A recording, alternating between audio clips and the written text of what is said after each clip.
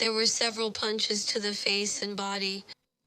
He tried to kill me by suffocating me with a belt. Eh, Afterwards, I fought really hard with him for my life. After that, he made a video of me all covered in blood where he made me say all the things he wanted to hear. He was extremely jealous and possessive. He was very jealous of my social media because I was always very active on social media. Because of my job, I use a lot of social media, and that was something that really bothered him. And that was one of the main factors that led things to this point. A woman in Mato Grosso do Sul saw a photo in a news story on her phone, stopped what she was doing, reread the name, and felt something she never imagined she would feel for that man. Something that later on, she would even admit out loud on television, even knowing that some people, incredibly, would judge her for it. Thank God today I'm here to tell the story and I'm alive. But with this lingering feeling of failure that I wasn't able to get this out to more people so that more people could see his face, or so that people would really know so that something like this wouldn't happen to other women. But to understand why that woman felt what she felt, we need to start with someone else. A person that woman never met, but with whom she shares more than she'd like to share. Marcos Campos, and this story happened recently, last week, on April 22, 2026, in a condominium over in Barra da Tijuca in Rio de Janeiro. A 29-year-old model fell from the 13th floor of a building. Around that time in the morning, at that same time she was supposed to be at the airport, she had already bought a ticket to go back home. So how did she end up in that building then? What happened in the hours before the fall? And why does the story of the man who was with her that night go far beyond that condominium? We're going to investigate this together today. Stay with me. This story is intense. Subscribe, like, comment, even an emoji, and become a member if possible. New videos every week with real crime episodes, both national and international. If you like my work, give me that support, alright? Now that the messages are out of the way, let's get to the facts.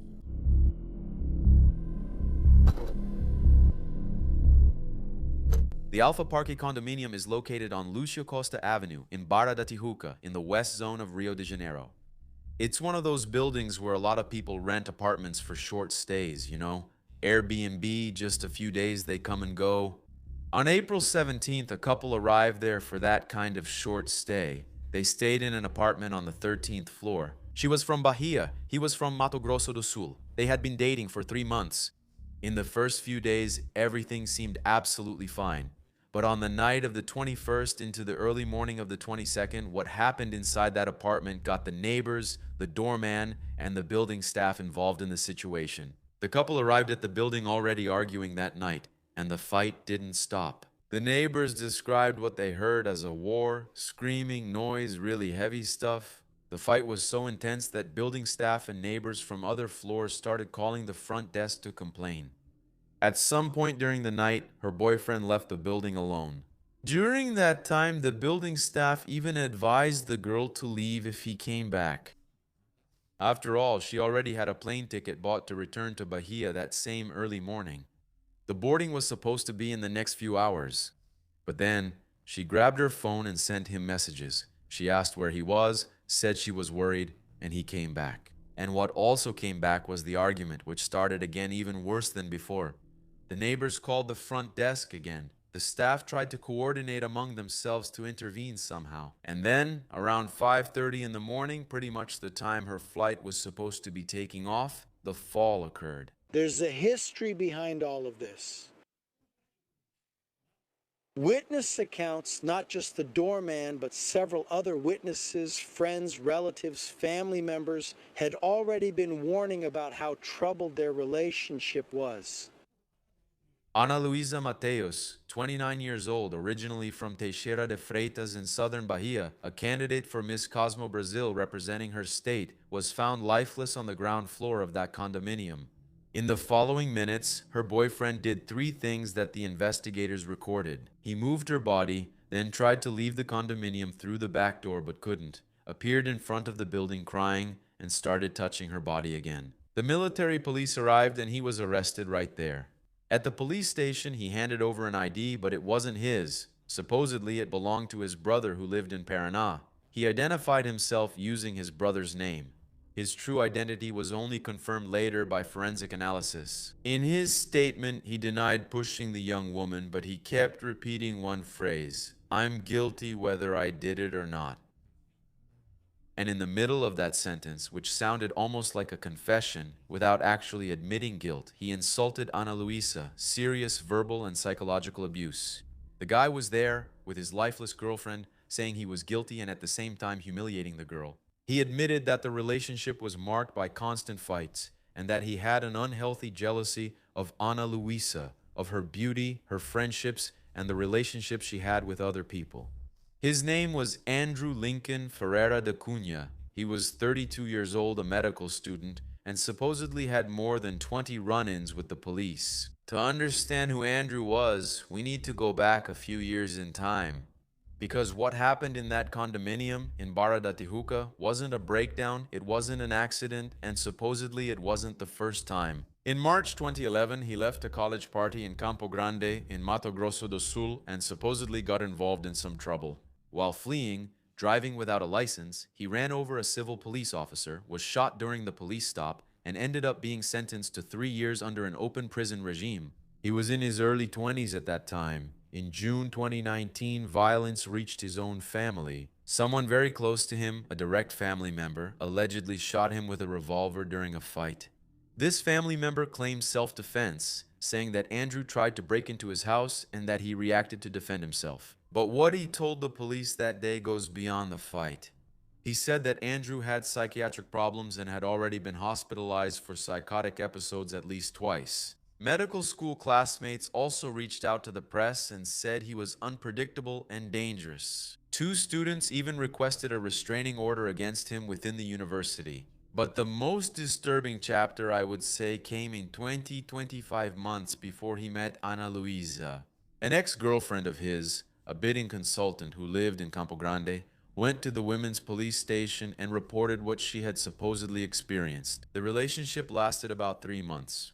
According to her account, the first assault happened because he saw messages on her phone, messages she had exchanged with Andrew's own mother, asking for help to deal with his behavior. When he saw that, he allegedly punched her in the head, face, and abdomen. She was treated for cranial trauma in 2 places. There were several punches to the face and body. He tried to kill me by strangling me with the belt. And then, according to her, he did something that shows a peculiar level of coldness. After beating her, he allegedly took the young woman to São Paulo and kept her locked in an apartment there for 15 days without a cell phone, without contact with anyone. The logic was simple. As long as there were marks on her face, she wasn't allowed to leave. When the bruises faded, he let her go. Still in São Paulo, the second assault allegedly happened. This time he tried to strangle her with a belt. After hitting her again, he filmed her covered in blood and forced her to repeat things he wanted to hear. Andrew kidnapped me, took me to his house, and kept me locked up for almost 24 hours. Proferindo ameaças. He tried to kill me. I had cranial trauma on my face in 2 places, and it took hours to heal, and I was very scared. During that same episode, he threatened to jump from the apartment on the 14th floor. After that, she was able to end the relationship. But breaking up with Andrew didn't necessarily mean he would go away. Back in Campo Grande, she was stalked for months. He allegedly sent messages to her clients' wives, saying she was having affairs with them. She documented all of this. The court issued a restraining order. He was arrested and then released. And here's a detail that connects this story to the whole family. After this woman reported Andrew, someone very close to him, the same relative who allegedly shot him in 2019, supposedly called her and threatened her. According to her account, they said that if Andrew killed himself because of the relationship, they would kill her, cut her into pieces, and throw each part in a different corner of the country. She reported this threat and got a restraining order against this relative as well. Just wait. Just so you have an idea of the trail Andrew left behind, the court in Mato Grosso do Sul issued restraining orders against him in favor of at least 2 different ex-girlfriends. He had an outstanding arrest warrant and supposedly more than 20 entries on his criminal record. He was also charged with insult, threats, bodily harm, extortion, and unlawful imprisonment. How is that possible? At the beginning of 2026, he was free in Rio de Janeiro, studying medicine. His address was no longer known to the authorities, and the arrest warrant was still pending. A complete mess that, as I've mentioned here several times, seems like a cake in the oven just waiting to rise and be ready, warm, and steaming. Right? Does anyone disagree? He simply disappeared from Campo Grande and reappeared in Rio, and it was there that he met his next girlfriend. Ana Luisa Mateus was from Teixeira de Freitas, as I mentioned, a city down in the far south of Bahia, almost on the border with Minas. She worked as a makeup artist and lived between Bahia and Rio, trying to build a career as a model. She had just been selected to represent Bahia in Miss Cosmo Brazil 2026. It was a very important step for her, something she was building with a lot of effort. She had about 30,000 followers on social media, posted about travel, fashion, and work. And according to friends, she was the kind of person who made friends very easily. The two met during Carnival in Rio de Janeiro, in the VIP box at Marquês de Sapucaí. She was working for a digital fashion magazine, and they started dating right there, in the middle of the festivities. 3 months. That's how long it lasted. The same amount of time his previous relationship with his ex had lasted before it exploded in violence. And maybe that's not a coincidence, is it? Friends of Ana Luisa later said that, in the last weeks of her life, she started showing signs that something was wrong in the relationship. She didn't say it openly, but she hinted to people close to her that the relationship was abusive, complicated, and that kept escalating night after night until that early morning on the 13th floor. Hours after being arrested, Andrew was found dead in the cell at the homicide police station. He had hanged himself with a pair of shorts. The police then opened an investigation to determine the circumstances. He died as a suspect. And the investigation into this case remains open. It is still ongoing. But now we need to go back to the beginning. Everyone remembers that woman who saw the news on her phone and recognized a face, right? Well, she was Andrew's ex-girlfriend, the consultant from Campo Grande. The woman he allegedly beat, locked in an apartment for 15 days, filmed her covered in blood, and stalked her for months. So when she saw that news, right, about Ana Luisa's death and the photo of Andrew under arrest, she gave an interview and said something that stuck with people. She said that given everything he did to her, yes, she felt relieved after finding out he had died. That it was hard to admit that, but now she would finally be able to have her life back. That for months she lived looking over her shoulder, afraid of running into the person on the street, at work, anywhere. A real haunting that lasted for a long time, and that fear ended on that Wednesday in April.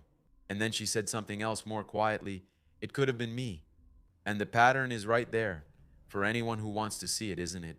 3 months of dating, jealousy, aggression, captivity. With his ex, he allegedly tried to strangle her with a belt and threatened to jump from the 14th floor. With Ana Luisa, it was from the 13th floor. And Ana Luisa was only 29 years old. She had just been selected to represent her state and move one step closer to the career she dreamed of. Maybe the ironic twist of fate in this whole story is that her plane ticket was booked for that very early morning. The flight was leaving at 5 in the morning, and she fell at 5:30. That's right, my dear friends, the heart has its reasons that even reason itself doesn't know, right? I believe that kind-hearted people have that spark inside them that always tries to see something positive. Kindness, never malice. Always believing that a person can change, can get better. Andrew supposedly had several run-ins with the police. He had an outstanding arrest warrant and restraining orders from 2 different women. Apparently, many people and many institutions knew he was a danger to everyone around him, but even so, he was free.